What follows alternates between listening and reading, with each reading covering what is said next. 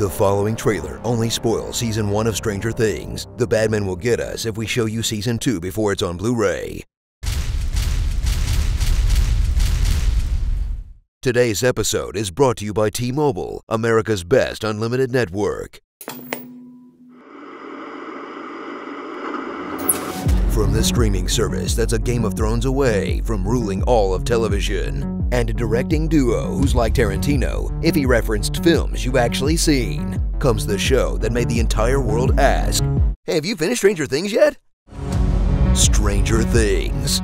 No, I don't want to skip intro. This song is awesome.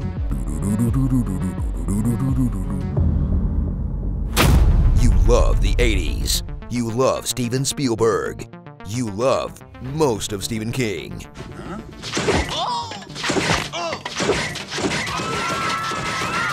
Now you're all grown up and the real world is terrible. So escape to a slick bingeable series you'd watch at double speed if it meant you could get it into your brain sooner. Must revisit childhood, escape horrible present day. Visit the idyllic suburb of Hawkins, Indiana, a small town where nobody seems to pay any mind to the giant high-security top-secret lab with hundreds of employees when a middle schooler goes missing. A losers club full of Goonies will band together to recreate the cutest version of The Hangover you've ever seen, where one character disappears. Where is Doug? Where's Will? One character is missing teeth, one character is cool and skeptical, and one character is a dangerous liability to the rest of the group. Is she all there? Like, mentally? There's something seriously wrong with her. Like, wrong in the head. Will may be missing, but there's plenty of other strange things to go around, like Mike's sister, trapped in a love triangle between two haircuts. Will's mom, who copes with her son's loss by getting really into arts and crafts. Hopper, the cop on a one-man quest to cold cock every guard in town. I've got Jim Hopper here.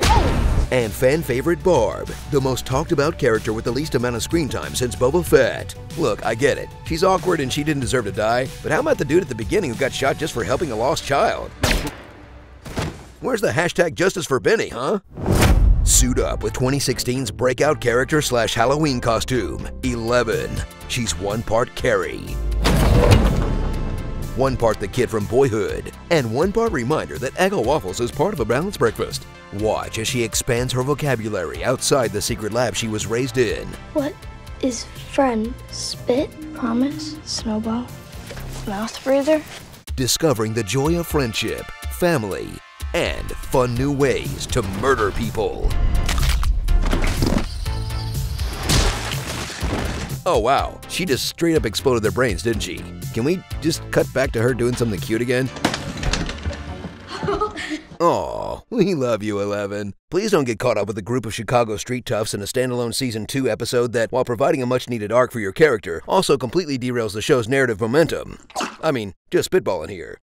Journey to the Upside Down, an alternate dimension that's just like our own if it were covered in snot ropes and dandruff. It's a dangerous world that can only be crossed into by the spooky vagina, or this portal in the woods, or these Christmas lights, or this wall, or floating in saltwater. I don't know. This is crazy. This is crazy. This is crazy. There lives the Demigorgon.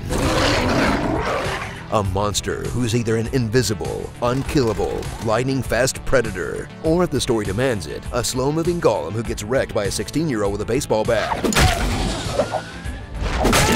I hope they don't do what Aliens did and replace the big monster with a bunch of smaller, easier-to-kill versions. Again, just spitballing. So hop on the back pegs and ride along with one of Netflix's biggest hits that could have coasted by on pure nostalgia, but goes the extra mile by adding a tight story with a great young cast who better crank out the next seasons fast, because if you think the Demigorgon is relentless, wait until puberty is on your tail. Clock's ticking, Dustin. Son of a bitch! Starring nerds, bikes, hugs, Slender Man, more nosebleeds than a horned-up anime character, Winona Face.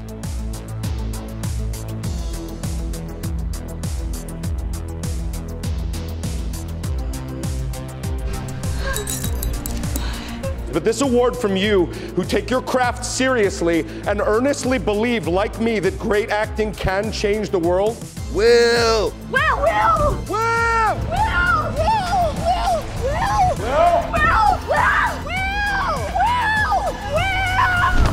Mike's idiot dad, low-key stealing the show. I hope you're enjoying your chicken, Ted.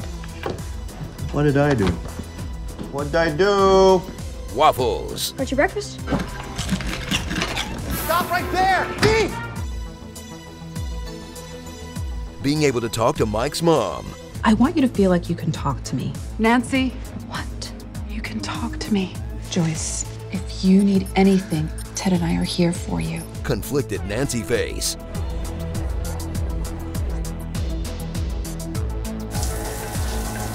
Blinking lights. Lights! Oh my god, oh my god, oh my god, oh my god! 11 looks.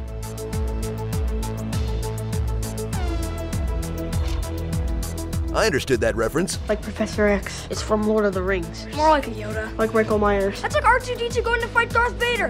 These shots from E.T., Jaws, Halloween, E.T. again, A Nightmare on Elm Street, Stand By Me, An American Werewolf in London, and E.T. This is Greedo. And then this is Hammerhead. His name's Yoda. He can use the Force to move things with his mind. And the only way pop culture knows how to explain alternate dimensions. You create a doorway. The spacecraft passes through the gateway, so you can take a shortcut through a higher dimension. Nostalgic things. You know what's gonna suck when TV shows get nostalgic for 2017 and show kids dabbing on a hoverboard like it wasn't the worst time ever. Today's episode is brought to you by T-Mobile. Switch to America's best unlimited network. Lego My Eggo. Another day, another Doug. Tomatoes are just weird apples.